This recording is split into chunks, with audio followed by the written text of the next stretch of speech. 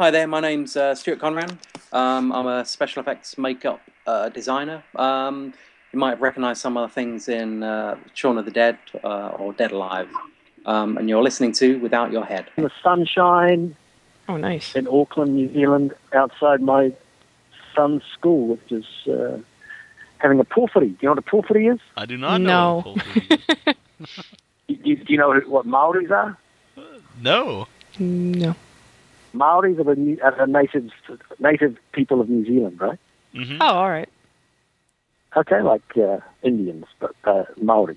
Mm-hmm. So they have their own language, which is where my son, he goes to a school which only speaks that language. Really? Oh, wow. That's interesting. Yeah. Is that a common thing to learn? Well, no, it's not, but it is actually the official language of our country. Oh. So that's bizarre, isn't it? But it is the official language. So, well, there are two official languages. Actually, there are three. There's English, Maori, and sign language. Oh. I'm educating you guys. You didn't expect you guys are you're very progressive over there. Yeah, that's actually very cool Yeah. that sign language is one of the official languages. Yeah, so my son goes to a school where they only speak that language. It's the only language you're allowed to speak. And they're just having a porphyry, which is like a welcoming ceremony for the grandparents. So that's why I was delayed today. So that's thank you for accommodating that. Absolutely. Not a problem at all. That's very interesting. Was there now, do you have to decide to go to a school like that, or is that like what all the schools are there? Yeah, you make a choice. Mm-hmm. So my daughter, who's older, she went to a state school, a normal school, where they speak English. And after 3 years, she went, I want to go to that school where I don't know anybody and I don't know how to speak the language. That's what she said. She was 8 years old. And we went, okay, if you want to do that, you can do that. So off she went. And she just threw herself into a school where she didn't know anyone and she didn't know how to speak the language. Wow. And after 2 months, she was fluent. That's incredible. And, it's amazing. So, you give your kids get the gift of having a second language, which is something that I didn't have. So I think it's a good thing. Definitely. How old is she now? She's 13. Does she continue to be a super genius? She's not a genius, but she's gone back to a state school, so she's gone back into the mainstream. But she'll always have their language, so that's kind of cool. Yeah. Yeah.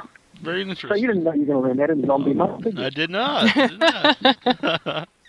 Well, speaking of that, let everybody know I'm Nasty Neil.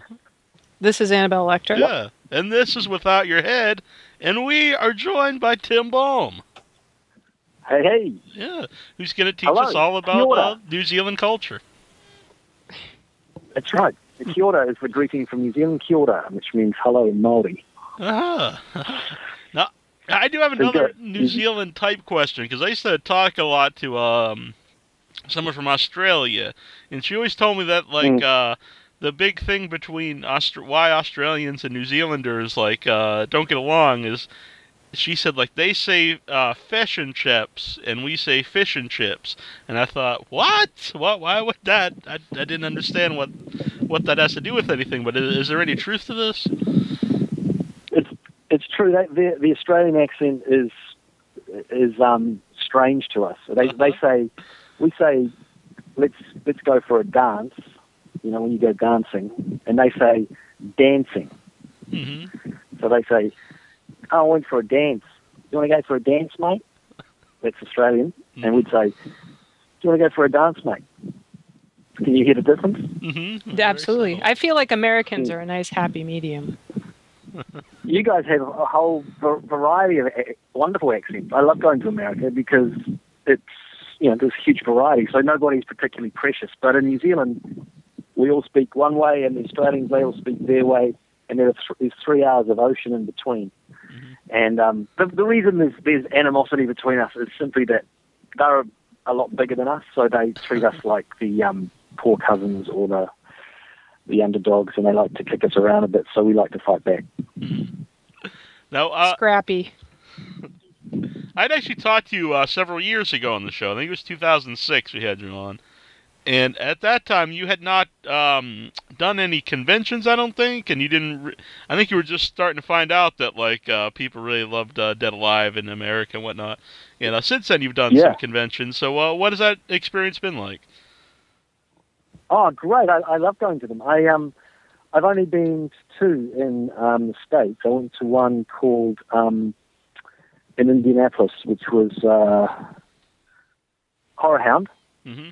Mm-hmm. And that was about 3 or 4 years ago. And then I went to one last year at Monster Mania in New Jersey, in Cherry Hill, which were absolutely fabulous experiences because, the great thing about these conventions, horror conventions anyway, they're my only experience, are, everybody's just there because they have a shared love for this crazy genre, and it's a celebration of the macabre, but it's also a very positive. That's the crazy thing. It's a very positive environment when you're actually celebrating death and gore and splatter and horror.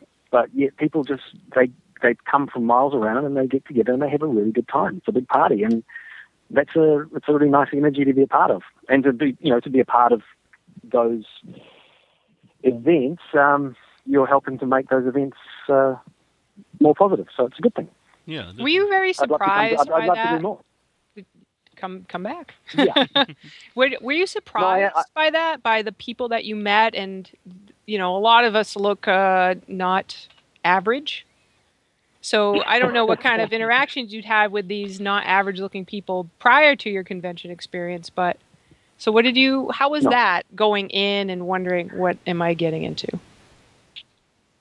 Well, it's surprising for sure, because in New Zealand, where I reside, we don't have anything of that kind at all. So there are no conventions. There are no if the horror fans, because we live in such a small little island down the bottom of the world. We have a population of 4 million people, right? So if you look at the percentage of horror fans in a country of 4 million, it's not a huge number of people. You look at a percentage of horror fans out of 300 million in the US, well, that's a large number of people. So they can get together and they can celebrate and feel like they have a club, a place they belong. So there's a kind of safety in numbers, so people can express themselves and they can feel. That's what I like about those conventions, is people. It's about self-expression. It's about people saying, you know what, I love this, and I'm going to dress up like it, or I'm going to pay homage to it in some way, and that's a really cool thing, and that's what you get in a large, magnificent nation like US, where you've got so many people that when something is niche, it's still really large. When something is niche here, it's invisible. Yeah. So I am surprised, because I walk into these conventions and I'm always, I try to be prepared, but I think I said when I walked into the one in Indianapolis, in some big hotel complex outside of Indianapolis, that I said to the people at the conference, we did a Q&A, and I said, this hotel is bigger than my whole country, so that's the way I feel. That's the way I feel, because I come from a little place. Mm-hmm. Now, I actually saw some photos of people getting like toy lawnmowers signed. I thought that was pretty cool. Was there anything unusual like besides the toy lawnmowers? This is a great insight for me. When I turned up, I was taken. I was invited there by the Horror Hound magazine guys, and they were great hosts. And I turned up with photos and things that the traditional things that people want. But it suddenly occurred to us that this, Dead Alive has such iconic paraphernalia associated with it that, people did turn up with these lawnmowers, and that was cool. But then in Monster Mania, my host Ken, we talked about actually signing lawnmower blades. Mm-hmm. Mm-hmm. You call them sling blades there, or lawnmower blades? Anyway. One guy turned up with a couple, and he'd made the effort to go and buy them, and we signed those, and it was like, this is cool. This is the point of difference. So if I come back sometime, we'll get a lot more organized, and we'll have a lot more like props or something. Yeah, some more unique stuff to do, because it's a say it's such iconic stuff in Dead Alive, so we should make the most of it. Yeah. See, and that's great because you really are bringing that level of fun up. You are obviously enjoying this and having fun, and it makes the environment so much more entertaining. And I'm not gonna diss, because we have friends and some people will just have photos and it's just them, and maybe they have a banner behind them, and that's great, and you love meeting those people. But when you really have an experience, you remember that person and you will want to go back again. Right, yeah. No, I do. I get us, I do, as I say, I've only been to a couple, and I'd be more than happy to go to more. But I do see around me sometimes people that have obviously been to far too many. I'm talking about guests. Yeah. And they just, they've got jaded and they look a bit cynical, and they're not, you kind of go, well, if I was a punter, I wouldn't really be having a good time if I was going up to his table. But, I'm not, as I say, I've only done a couple, so it's not like that for me. Yeah. So, along those lines, real quick, are you a fan of any American horror movies yourself? So, like, when you were there, was it like, hey, this is, so and so from a movie that I like? To be honest, I don't have a great reference in terms. I haven't seen a lot of horror films. When I did Dead Alive, I was Peter Jackson sat me down and he said, "Look, I want you to do this film, but you need to learn about the genre." Because to be honest, I had never seen a horror film. Oh wow! When I got cast in that movie, I'd never seen one. And is that just totally cultural? Because you're saying that population is tiny in your country, so is that something that that was more peculiar to me. I think it wasn't a genre that I had really put any. A lot of my colleagues and stuff around here, actors and stuff, they're big fans of that stuff. Or I have crazy things, truths like I didn't see Jaws till I was 29. Oh wow! Okay, I didn't see. Last year I saw Grease, and I'm like 45. So what are you watching? This is a good question. What have I been doing? What have I been doing with my life? Well, I haven't seen every horror movie under the sun myself, but I've seen Jaws. But there's a lot of them. Yeah, I know. So I just managed to avoid these films. Oh, well, not avoid them. They just hadn't been part of my life. So Peter sat me down and he said, "You need to study 3 films before we can make Dead Alive or Brandy." And he said, "I need you to watch Night of the Living Dead, Dawn of the Dead, and Evil Dead 2. So I went off with those videos and I watched them to get my head around the genre and the kind of, we were looking for making a performance style that was true and believable and realistic, but also, if you look at Evil Dead 2, there's a kind of slight tongue-in-cheek thing, which we didn't really, my character didn't do that so much in Brain Dead, although some of the other sort of peripheral characters did a little bit. And I think that's what makes the movie work so well, is it's kind of absurd and surreal in terms of how far it goes, but it's based on a very realistic performance level. And I think that's why it works, why people keep coming back to it, because it's not so self-conscious in terms of a nod and a wink and tongue-in-cheek. It gives you quite a realistic ride within the absurdity of how far it goes. Yeah, I think that's my theory anyway. No, that's something we've been talking a lot about this month. Is a lot of the zombie movies that are also comedic. The ones that work the best are the ones like that, where a lot, especially like the main performances, are playing it not for laughs, but everything around them is. So totally agree. Yeah. So for me as an actor, it was my first feature film that I did out of drama school, and so I was, to be honest, I was quite as earnest and conscientious as an actor at that point, and wanting to do, make it real, keep it real, be true, and all that. So I think that was just a happy kind of coincidence that I wanted to be like that, and this is a film that was going to benefit from that. Mm-hmm. Yeah, everybody just seems to have so much energy into their roles. Just really seems, it's not, like Neil was saying, it's people are taking it seriously, but people are clearly into what they're doing. They just do it to the kind of an extreme level of that character. I mean, I feel like everybody's got an archetype and they really play it out well. Yeah, and I don't think anyone's trying to be cool, which I think in hindsight works really well as well, because if you got people sort of posing around going, I'm in a film, I've got to be cool. Films don't, that sort of genre doesn't benefit from that. Yeah.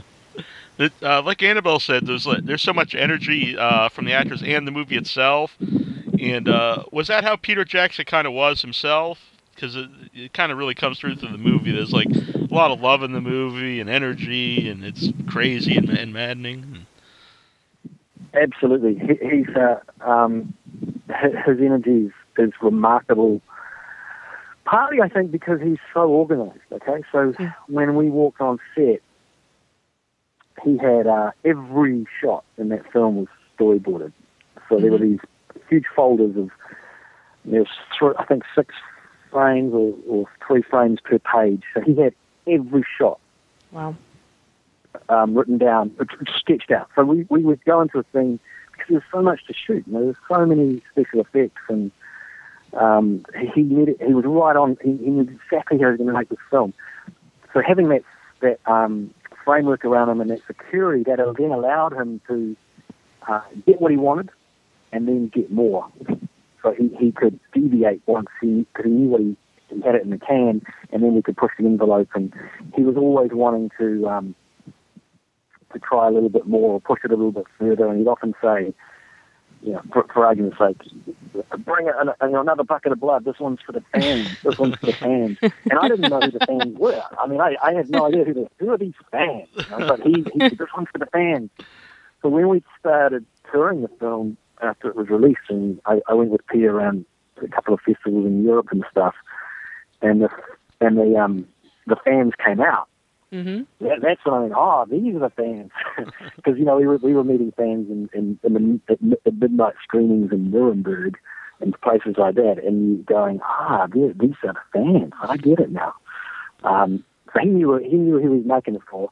And also, I think it was a really long shoot. It was something like, I'm pretty sure it was 14 weeks of filming, which for a New Zealand film was a very long time. Mm-hmm. And they were 12-hour shoot days. So, I was often there for 14, 15 hours a day. And Peter was the guy that would just keep the energy going and pulling that crew through going. He was a true leader, because he knew what he wanted to make, and he knew how to get it, and he just needed everyone to follow him. And that's what he did. Mm-hmm. And he did it in a way where everybody wanted to get behind it, because he was so positive, and I'm sure he was a lot of fun to work with. Oh yeah, and I mean, you're making fun. I mean, it ultimately is fun stuff that you're doing.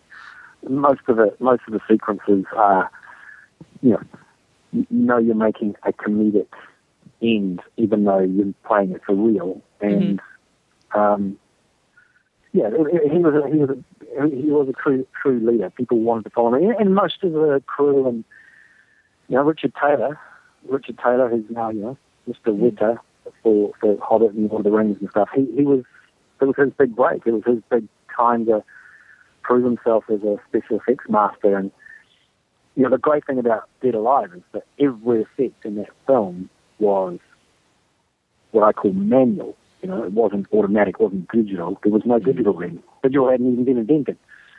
So everything was a pulley or a string or a puppet or force perspective, or every trick in the cinematic book Peter used in that film. And so we all got to be a part of it and learn it for ourselves. And people like Richard Taylor got to do it. What a great learning curve. Mm-hmm. Absolutely. And it's absolutely part of what makes this film so incredible, is that there's such a richness to all the visuals.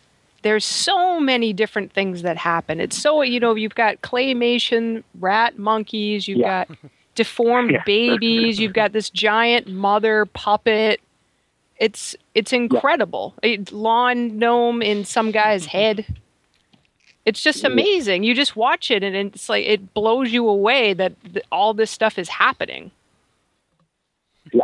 I was to say, this is so much to get through because the film is, as we say here, chock-a-block full of well, for one of the better term, gags or moments. So there's so much to get through. So it was, and everyone had its special little point of view or special trick to it. Reverse. I mean, we had to film something in reverse, and something.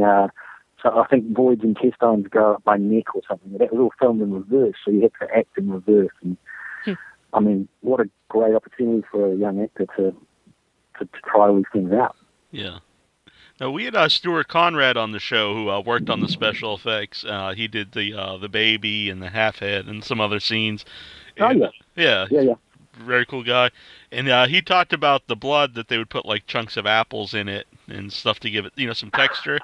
And I was wondering, after that's been around for a while and you're covered in it, how hard is that to wash out completely from your hair and your skin?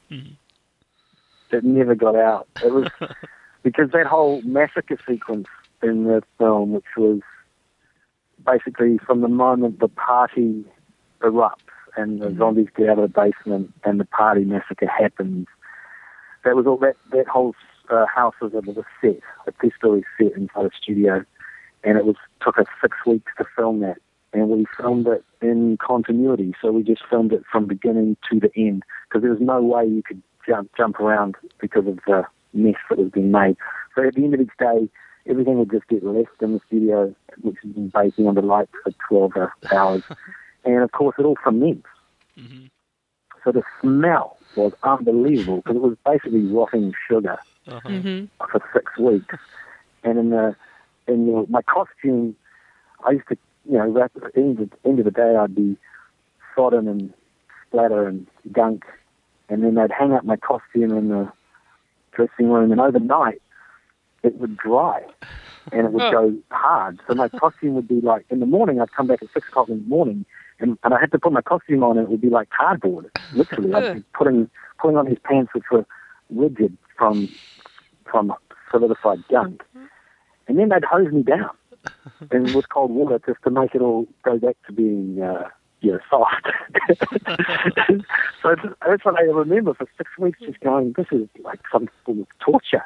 Because it's 6 o'clock in the morning in the winter in Wellington, and they're hosing me down with cold water just to get back in the mode, and off we go again into this studio that stinks like rotten sugar. Mm-hmm. And even more preparation. It never came out, but they didn't want it to come out because it was continuity, so it was fine. So that's even more preparation. Then did you decide after that movie, never again will I be doused in buckets of blood and made to wear stiff, disgusting, stinky clothes? I may have said that at the time, but I think it's probably like childbirth. You forget. Mm-hmm. I can't be absolutely 100% sure of that because I haven't done it myself. But I don't know. I'd gladly do another film like that. But without wanting to sound too arrogant, but it was one of those great films. So to do another horror film like that, it has to be really, to go through all that. It has to be you have to pick that script up and go, yeah, this will be cool. And I've read some, obviously, over the years, people have said, well, you want to do this or that, but nothing's really lit my candle in that respect, in that genre. Mm-hmm. Yeah. Because I was blessed with doing one of the great ones first up. Yeah, there's really no comparison with this film. It's just, it's its own thing. It stands out. It's like Evil Dead 2. There's nothing else like that. So how do you recreate that and capture, they capture the magic again of doing something like that? Yeah, I don't know. I think the best way to deal with that would be to do a sequel to Brain Dead, which Peter muttered about over the years, but he's obviously been really busy creating Middle Earth. And I don't know, I wouldn't be surprised if one day he wanted to go back and just do a small thing again, sort of away from all the Hollywood mogul kind of spotlight and just get on with making something fun again. Mm-hmm. And there's certainly a sequel waiting there if they wanted to make it with Selwyn, the zombie baby, because no one really can be sure that he actually died. Mm-hmm. Well, it's certainly happening where more people in film are doing independent things just because they want to. We saw last year Elijah Wood redid a movie, Maniac, and that's just a crazy film, and it was excellent. Yeah. That's something he just funded on his own, and that's right. It's excellent. I want to see that. It came to a festival here, but I missed it, and it hasn't had a release here, so I must track it down because I was interested in that. Did you see the original film? The one that there's an original Maniac was in 1980, and I don't know. Yeah, it's really wild because they're the same basic premise, but the guy that plays Maniac in the original is this really unpleasant, big, sweaty, gross guy. And so it's the character difference is very interesting to see how Elijah Wood takes that and goes in another direction, but it still has so much creepiness to it. It's just really interesting to see how these two actors handle that role. Yeah, that sounds interesting. I'll track it down. Yeah. Now that I've seen Jaws and seen Grief, I can move on to the other one. Yeah, Jaws was filmed not far from me. I'm on Cape Cod, so glad you finally got to see Jaws. What did you think of Jaws, by the way? Oh, Jaws is fun. Mm-hmm. Yeah, I think I saw the one after. I think I then started to watch the Jaws 3 in 3D. That was terrible. You could basically skip any of the other ones. The sequence at the beginning, that's just off the scale of bad. I gave up on that one. Yeah. I think I've done Jaws, yeah. Yeah, you don't have to see any of the other ones. Just Jaws. The one that I really liked of Spielberg's was the first one he did, Jules, with the truck and the car. Mm-hmm. Oh, yeah, that was made for TV here. That's a cool little film, man. It is, yeah. It's very good. Yeah, that's smart. That's smart filmmaking. Mm-hmm. There's I want to bring up something because when I rewatch a movie, I've seen it many times, but there's lots of little things. It's like the bottles with big like tranquilizer, poison. Even there's like a box that says Acme on it, and there's a scene where when you're running in the blood and you're kind of. It's a lot of like odes to like Looney Tunes cartoons. Was that ever brought up? Like specifically, that's what they were put in there for. That's a good question. I don't remember Peter talking that way, but one of the references we had, I think, at the time was Buster Keaton. Mm-hmm. I kind of was into physical stuff like that, and the Buster Keaton kind of thing.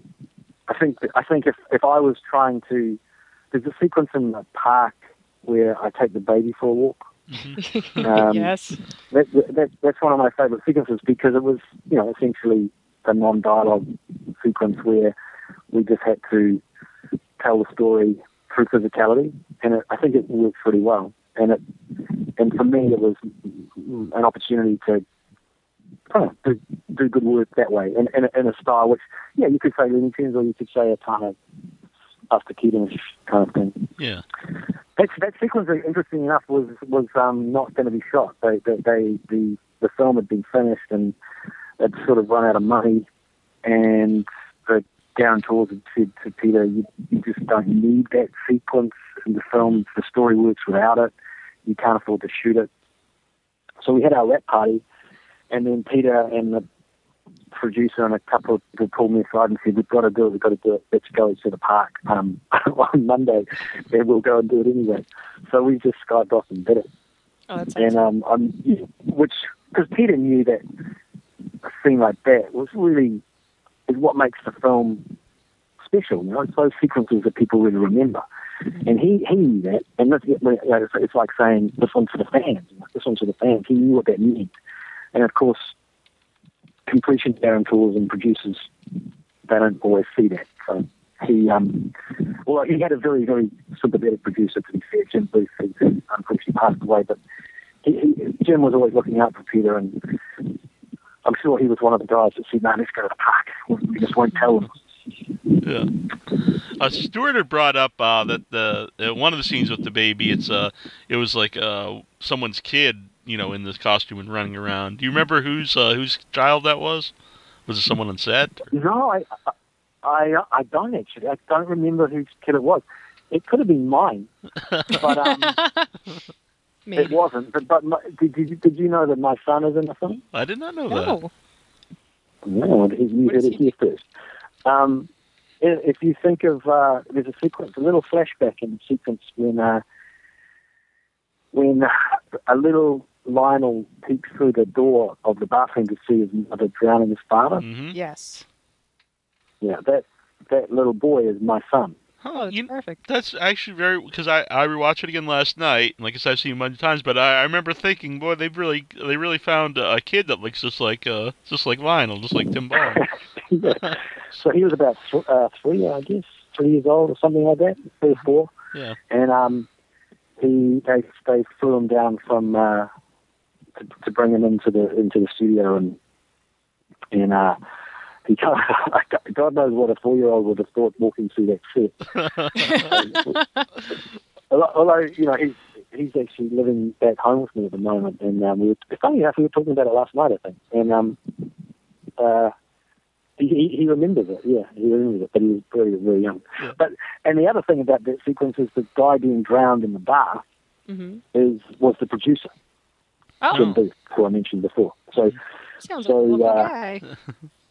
He's really he was a into great guy. He was a great guy. So he was being drowned, and my son was playing Little Me. But no, in terms of who his son was or kid it was in the Selwyn suit, I don't know. I can't remember. What do your kids think of this film? Well, my oldest son, obviously, Sam, he's watched it with mates since, and they all think it's a great film to watch with a bunch of friends. It's just one of those films that you can sit around and have a really good time, and you can watch it many times and you get something out of it. My younger kids, they haven't seen it, so they're still a little bit younger. The first time I saw that movie was with 3 other people, and we had pizza, and we all stopped eating it. At least you weren't eating custard. That's the scene that did us in. It's cheese. No, pass. Yeah. No, I can imagine. Yeah. Speaking of watching it with people, when you did the midnight screenings, what was it like for you to watch it with like all these other people? Well, as I said, like for instance, at Nuremberg and places like that, when you're watching it with diehard fans who've been waiting for this film from Peter because they knew Bad Taste and they knew Meet the Feebles and they'd been waiting for this film, so they were so excited about it and they were so enthusiastic about it. And for me, I was just this naive actor from New Zealand, sitting amongst it, going, "Wow!" As I said before, so these are the fans. Now I get it. Now I get that Peter was making a film for a worldwide genre of people. He didn't. It didn't matter about the fans in New Zealand because there's just not that many of them.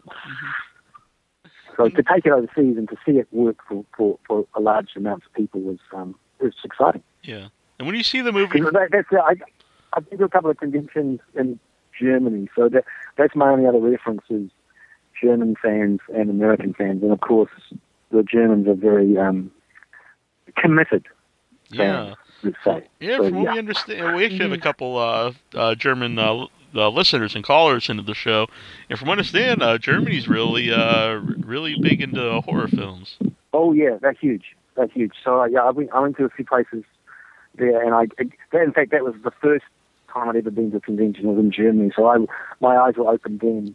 And as I said, I'd seen the screenings back in the 90s in Nuremberg and stuff, so I knew they were around, but are very, very committed fans, and fun too. You know, again, they're like just like the American fans. They have a lot of fun with these conventions, and they're great, great collectors, and celebrate the whole crazy genre. Yeah. Now, when you see the movie for the first time, you know, the finished movie, and I assume it would be the first time you get to hear like the sound effects and the music and whatnot. How much of that do you think that added to the movie? Because there's some great sound effects. Oh yeah.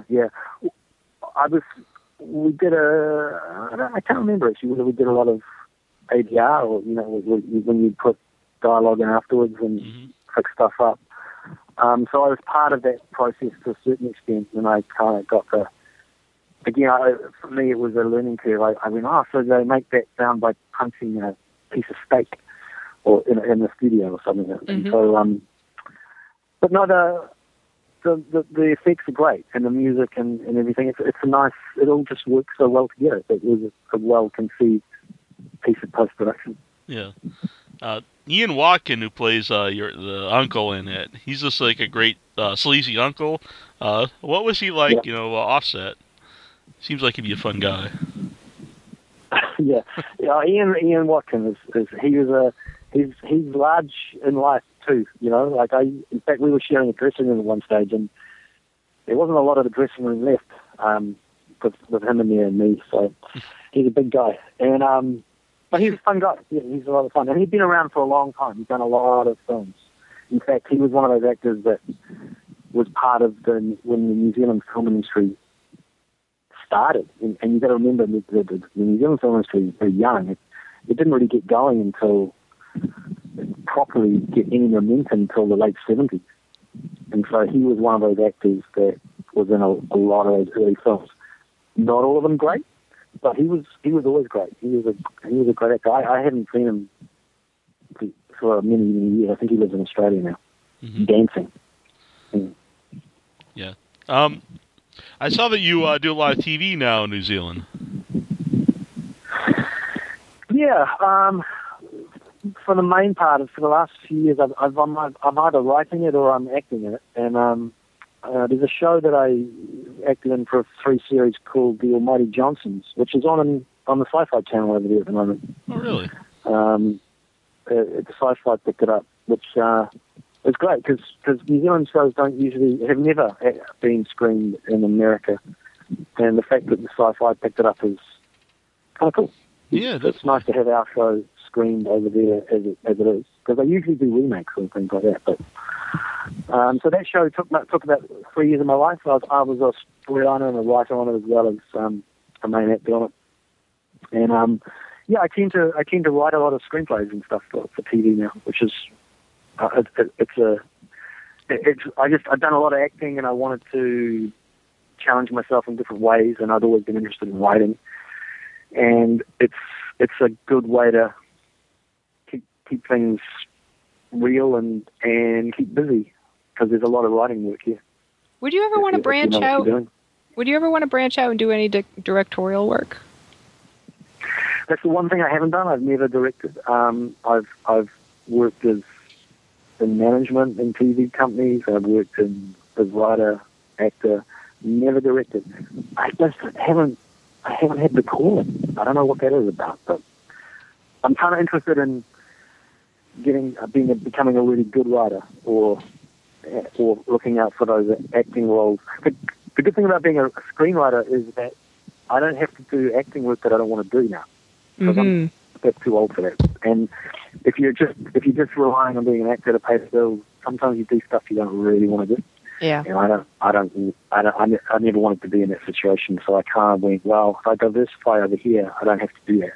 So when a good role comes along, like The Almighty Johnson, that kind of brought me out of retirement, so to speak. And I really enjoyed doing that.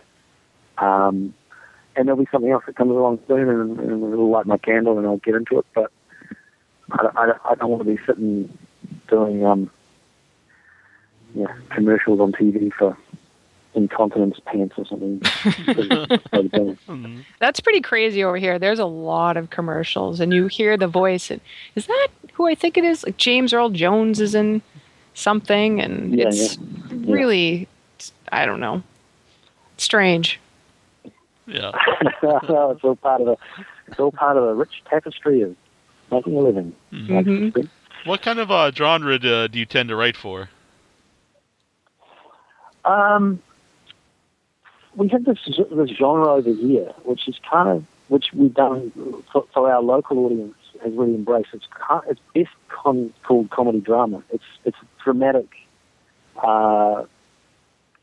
stories about real people, but it has a comedic edge to it. So they're not comedies, and they're not dramas.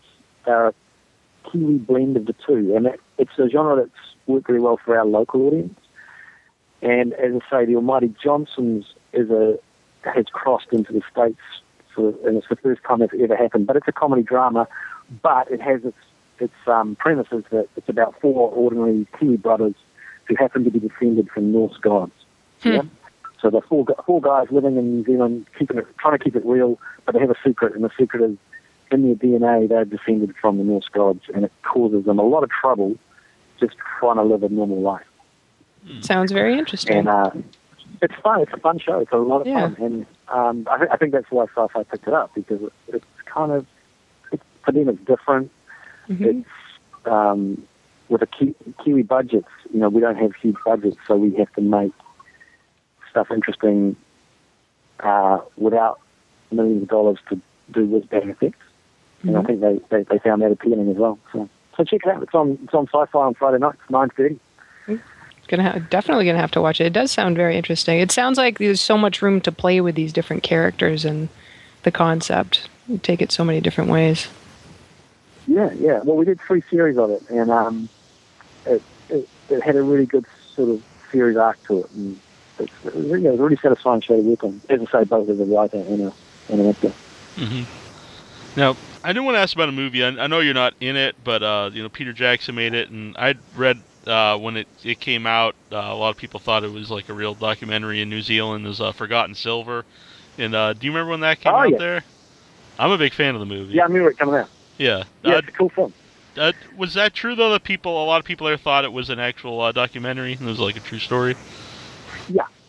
Peter pulled off a good sort of sleight of hand with that, because it was sort of one of the first mockumentaries. Yeah. And New Zealand audiences hadn't really been exposed to that before.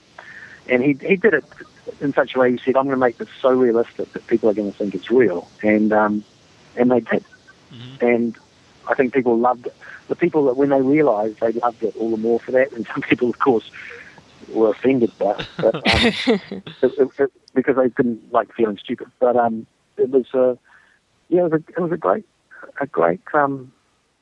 it was a documentary length thing on TV, and people went, wow, I never knew that story. they never knew, because it never happened. Yeah, but by the way, for people listening, I found it on streaming on Netflix. It's great, and I believe there's also a little documentary about the mockumentary. So that's how they talked about people, how they thought it was a real documentary in New Zealand. It was very fun. Right. Now, one of my favorite lines in the movie is, kicking ass for the Lord. What are some of your favorite lines? Your mother ate my dog. I always had a soft spot for that line. Then, Lionel says, well, not all of it. Kicking ass for the Lord, your mother ate my dog. That's my mother you're pissing on. That was always a seminal kind of line. There's a lot, isn't there? And moments. Yep. There's funny little moments, little stuff that sticks out for me.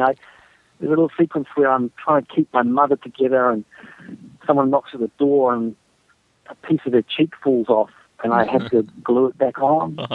And that's not a spectacular splatter moment, but it looks so realistic, and you go, oh, of course he sort of has to patch his mum up, because the real world's knocking at their door, and what does he do? He just gets a little bit of glue out of a drawer and pastes the cheek back together.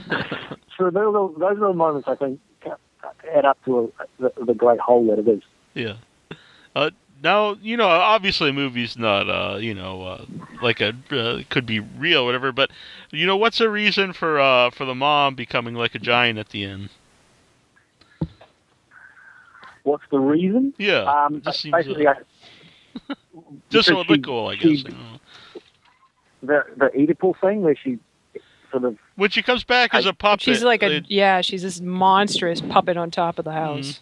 Mm-hmm. Yeah, and she sort of engulfs Lionel and he's...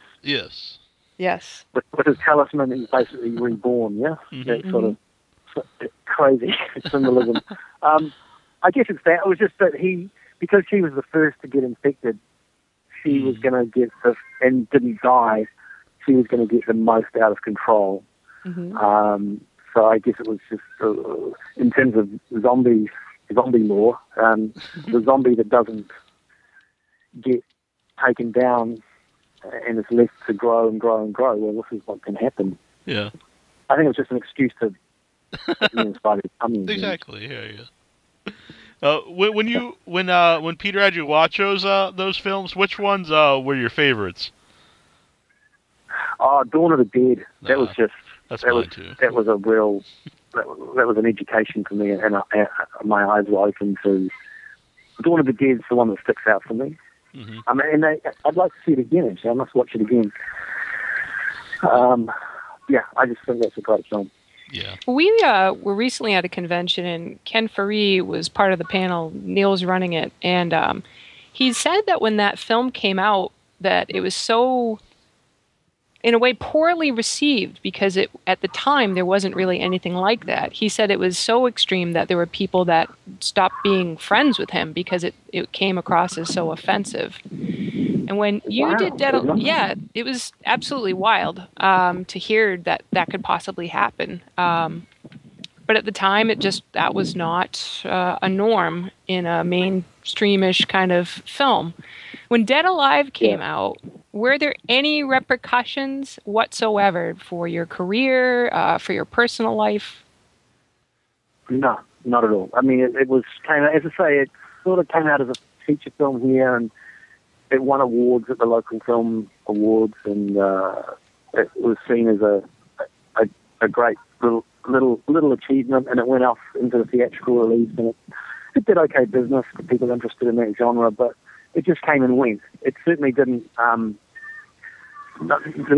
one took umbrage with it because, to be honest, most people didn't really notice it. It just came and went as a genre film. Have you seen a documentary called Dock of the Dead that came out this year?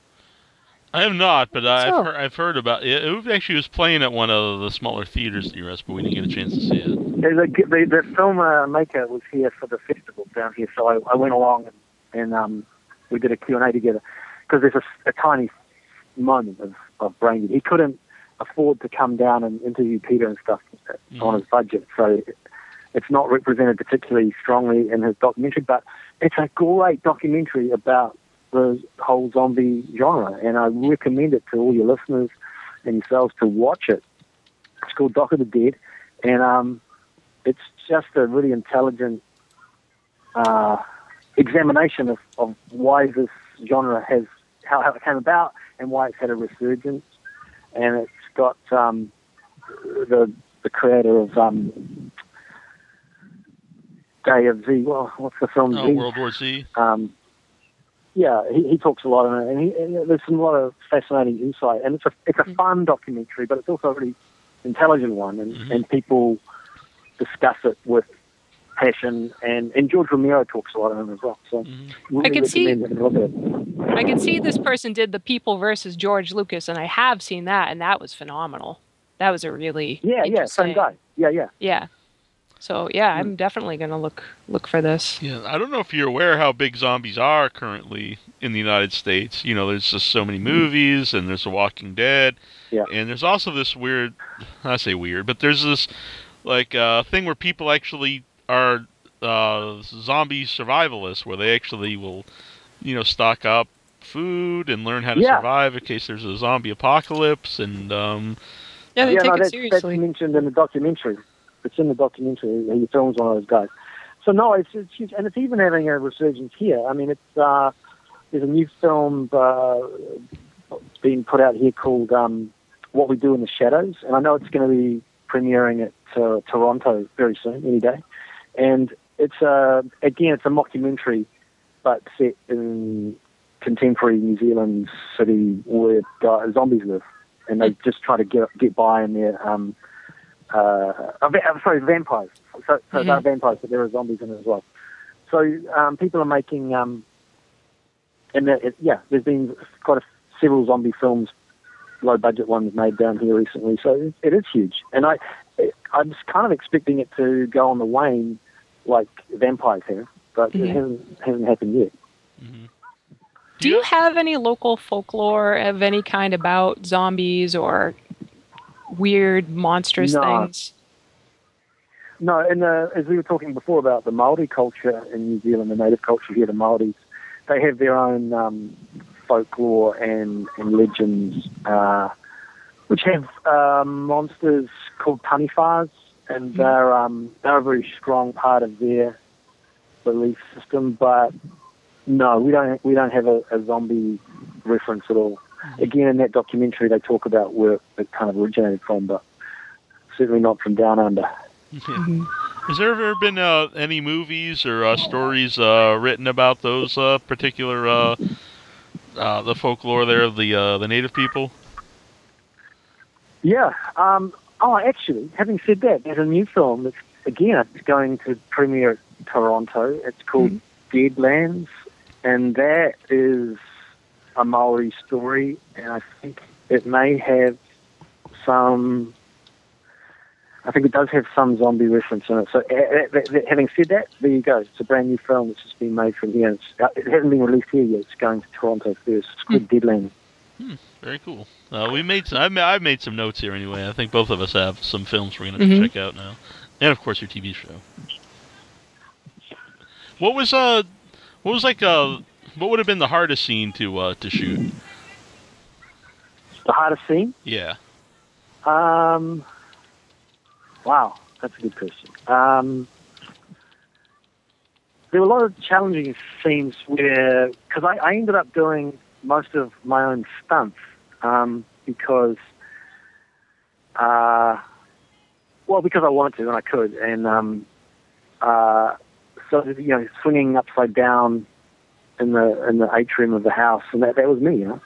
There's one stunt guy he did a crash through the ceiling, and he hurt himself. So he turned up at work the next day in a neck brace, and we were going, that's not really a good look for a stunt guy. So I just said, I'll just do it, and I got stuck into all that stuff. I love doing all the stunts, and backing onto the moving tram and things like that. They were nice, as again, physical challenges that I enjoyed doing. Difficult thing, I can't remember. Probably the romantic stuff, because that was inside this film was this little romance story, with him and the Spanish girl, and most of the energy of the film was about splatter and zombies and gore and that stuff. And so when we get to the little romantic scenes, they seem a little bit out of place, but they give the film a heart, which is really important. Mm-hmm.